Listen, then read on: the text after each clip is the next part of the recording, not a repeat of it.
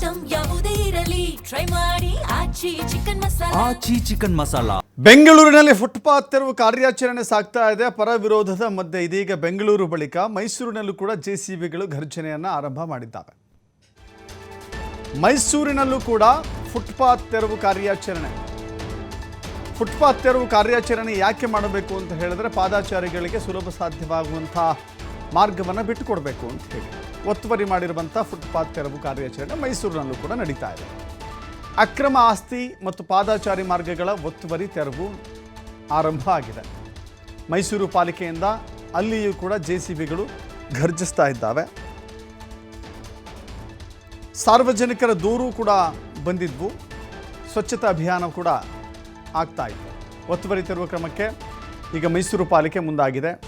30ಕ್ಕೂ ಹೆಚ್ಚು ಪೆಟ್ಟಿ ಅಂಗಡಿಗಳು ಮತ್ತು ಜೆಸಿಬಿಗಳಿಂದ ಎಲ್ಲವೂ ಕೂಡ ನೆಲಸಮವನ್ನು ಮಾಡಲಾಗ್ತಾ ಇದೆ. ಮೈಸೂರು ಪಾಲಿಕೆಯ ವಲಯ 5ರಲ್ಲಿ ಈ ತೆರವು ಕಾರ್ಯಾಚರಣೆಯನ್ನು ಮಾಡಲಾಗ್ತಾ ಇದೆ. KRS ರಸ್ತೆಯಲ್ಲಿ ಅಧಿಕೃತವಾಗಿ ನಿರ್ಮಿಸಲಾಗಿದ್ದಂಥ ಅಂಗಡಿಗಳು, ಅನಧಿಕೃತವಾಗಿ ನಿರ್ಮಾಣ ಮಾಡಿದಂಥ ಅಂಗಡಿಗಳನ್ನು ತೆರವು ನೋಡ್ತಾ ಇದ್ದೀರಿ ದೃಶ್ಯಾವಳಿಗಳಲ್ಲಿ. ಜೆಸಿಬಿಯಿಂದ ಅಂಗಡಿ ಹಿಂದಕ್ಕಿದ್ರೂ ಕೂಡ ಮುಂದೆ ಶೀಟ್ ಹಾಕಿ ಅದನ್ನು ವಿಸ್ತರಿಸುವಂಥ ಕೆಲಸವನ್ನು ಈ ಅಂಗಡಿಯವರು ಮಾಡಿಕೊಂಡಿದ್ದಾರೆ.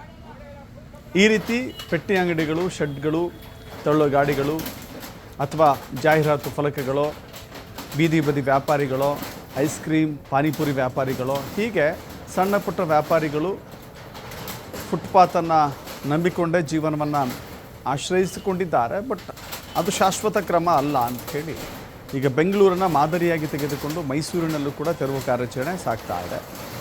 ಹೀಗಾಗಿ ಅಲ್ಲಿನ ಅಧಿಕಾರಿಗಳು ಫೀಲ್ಡ್ಗಿಳಿದಿದ್ದಾರೆ. ದೃಶ್ಯಾವಳಿಗಳಲ್ಲಿ ಗಮನಿಸ್ತಾ ಇದ್ದೀರಿ. ಅಲ್ಲಿನ ಮಹಾನಗರ ಪಾಲಿಕೆ ಅಧಿಕಾರಿಗಳು ಪೊಲೀಸರ ನೆರವಿನೊಂದಿಗೆ ಜೆಸಿಬಿಯಿಂದ ತೆರವು ಕಾರ್ಯಾಚರಣೆಯನ್ನು ಮಾಡ್ತಾ ಇದ್ದಾರೆ. ತಾಲೂಕು ಆಫೀಸ್ ರಸ್ತೆ, ಫುಡ್ ಸ್ಟ್ರೀಟ್, ಹೀಗೆ ಎಲ್ಲೆಲ್ಲಿ ಸಾರ್ವಜನಿಕರ ಈ ಫುಟ್ಪಾತ್ ಒತ್ತುವರಿಯಾಗಿದ್ದಾವೋ ಅವೆಲ್ಲವನ್ನು ಕೂಡ ತೆರವು ಮಾಡುವಂಥ ಕೆಲಸ ನಡೀತಾ ಇದೆ. ಸಹಜವಾಗಿ ವಿರೋಧ ವ್ಯಕ್ತವಾಗುತ್ತೆ ವ್ಯಾಪಾರಿಗಳಿಂದ. ಆ ಸಣ್ಣ ಪುಟ್ಟ ಅಂಗಡಿಗಳಿಂದ ಜೀವನೋಪಾಯವನ್ನು ಕಂಡುಕೊಂಡಿರ್ತಾರೆ ಅನೇಕ ವರ್ಷಗಳಿಂದ. ಯಾಕಂದರೆ ಹೇಳೋರಿರಲಿಲ್ಲ, ಕೇಳೋರಿರಲಿಲ್ಲ. ಅನೇಕ ವರ್ಷಗಳಿಂದ ಆ ಗೂಡಂಗಡಿಗಳ ಮೂಲಕ, ತರಕಾರಿ ವ್ಯಾಪಾರದ ಮೂಲಕ, ಹಣ್ಣಿನ ವ್ಯಾಪಾರದ ಮೂಲಕ ತಮ್ಮ ಜೀವನವನ್ನು ನಡೆಸ್ತಾ ಇರ್ತಾರೆ. ಬಟ್ ಸಡನ್ನಾಗಿ ತೆರವು ಮಾಡ್ತೀವಿ ಅಂತ ಹೇಳಿದ್ರೆ ಆಘಾತ ಆಗುತ್ತೆ. ಇದು ಆರಂಭಿಕವಾಗಿ ಆಘಾತ ಅನಿಸಿದ್ರು ಕೂಡ ಶಾಶ್ವತವಾಗಿ ಅವರು ಬೇರೆ ಕಡೆ ಶಿಫ್ಟ್ ಆದರೆ ಪಾದಾಚಾರಿಗಳಿಗೂ ಕೂಡ ಮುಕ್ತವಾಗುತ್ತೆ, ನಗರವೂ ಕೂಡ ಸ್ವಚ್ಛ ಸುಂದರವಾಗುತ್ತೆ ಅನ್ನುವ ಕಲ್ಪನೆ ಇದೆ. ಮತ್ತಷ್ಟು ಮಾಹಿತಿ ನಮ್ಮ ಪ್ರತಿನಿಧಿ ಪುನೀತ್ ನೀಡ್ತಾರೆ. ಪುನೀತ್, ಬೆಂಗಳೂರು ಸರದಿಯ ನಂತರ ಈಗ ಮೈಸೂರು ಸರದಿ, ಬೆಂಗಳೂರಿನಲ್ಲೂ ಕೂಡ ವ್ಯಾಪಕ ವಿರೋಧ ಇದೆ. ಮೈಸೂರಲ್ಲಿ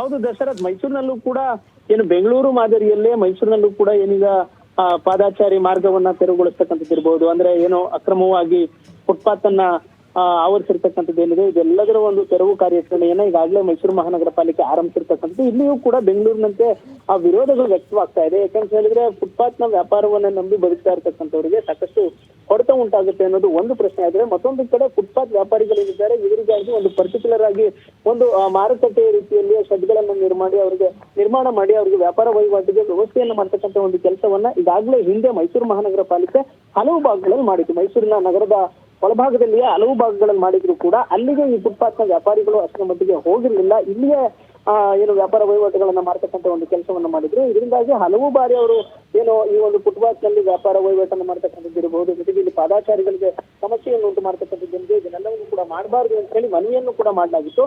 ಆದ್ರೆ ಯಾವುದಕ್ಕೂ ಕೂಡ ಫುಟ್ಪಾತ್ ನ ವ್ಯಾಪಾರಿಗಳಾಗ್ಲಿ, ಅಲ್ಲಿ ಏನು ಅತಿಕ್ರಮವಾಗಿ ಪ್ರವೇಶ ಮಾಡಿರ್ತಕ್ಕಂಥವ್ರು ಇರಬಹುದು, ಯಾರು ಕೂಡ ಕಿವಿಗೊಡ್ಲಿಲ್ಲ. ಹೀಗಾಗಿ ಆ ಜೆಸಿಬಿಯ ಮೂಲಕ ಅದನ್ನೆಲ್ಲವನ್ನು ಕೂಡ ತೆರವುಗೊಳಿಸ್ತಕ್ಕಂಥ ಒಂದು ಕೆಲಸಕ್ಕೆ ಈಗ ಅಧಿಕಾರಿಗಳು ಮುಂದಾಗಿರ್ತಕ್ಕಂಥದ್ದು. ಬೆಂಗಳೂರಿನ ಮಾದರಿಯಲ್ಲಿಯೇ ಈಗ ಫುಟ್ಪಾತ್ ತೆರವು ಕಾರ್ಯಾಚರಣೆಯನ್ನ ಮಾಡಲಾಗ್ತಾ ಇದೆ. ಇದು ಮೈಸೂರಿನ ಅಂದ್ರೆ ಹೃದಯ ಭಾಗ ಏನಿದೆ, KR ವೃತ್ತ ಇರಬಹುದು, ಗಾಂಧಿ ಸ್ಕ್ವೇರ್ ಇರಬಹುದು, ಈ ಭಾಗಗಳಲ್ಲಿ ಈಗ ಇನ್ನೂ ಕೂಡ ತೆರವು ಕಾರ್ಯಾಚರಣೆಯನ್ನು ಆರಂಭಿಸಿಲ್ಲ. ಬದಲಿಗೆ ಬೇರೆ ಬೇರೆ ಏರಿಯಾಗಳೇನಿದ್ದಾವೆ ಅಂದ್ರೆ ಈಗ ತೆರವು ಆಗ್ತಾ ಇರ್ತಕ್ಕಂಥ ವಿಜಯನಗರ ಇರಬಹುದು, ಜೊತೆಗೆ ಏನು ಕುಂಬಾರಕುಪ್ಲ ಭಾಗ ಇರಬಹುದು, ಜೊತೆಗೆ ಏನು ಗ್ರಾಮೀಣ ಭಾಗ ಅಂದ್ರೆ ಆ ತಾಲೂಕು ಮಟ್ಟದ ಜಾಗಗಳಲ್ಲೂ ಕೂಡ ಈಗ ತೆರವು ಮಾಡ್ತಕ್ಕಂಥ ಒಂದು ಕೆಲಸವನ್ನ ಮಾಡ್ಲಾಗ್ತಾ ಇದೆ. ಆದ್ರೆ ಹೆಚ್ಚಿನ ವ್ಯಾಪಾರ ವಹಿವಾಟು ನಡೀತಕ್ಕಂಥದ್ದು ಮೈಸೂರಿನ ಹೃದಯ ಭಾಗದಲ್ಲಿ. ಈ ಒಂದು ಹೃದಯ ಭಾಗದಲ್ಲಿ ಏನು ಫುಟ್ಪಾತ್ ತೆರವು ಕಾರ್ಯಾಚರಣೆಯನ್ನ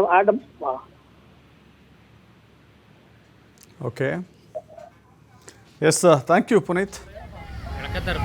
ಎಷ್ಟೊತ್ತಾಯ್ತು ಸಿದ್ದರಾಜು?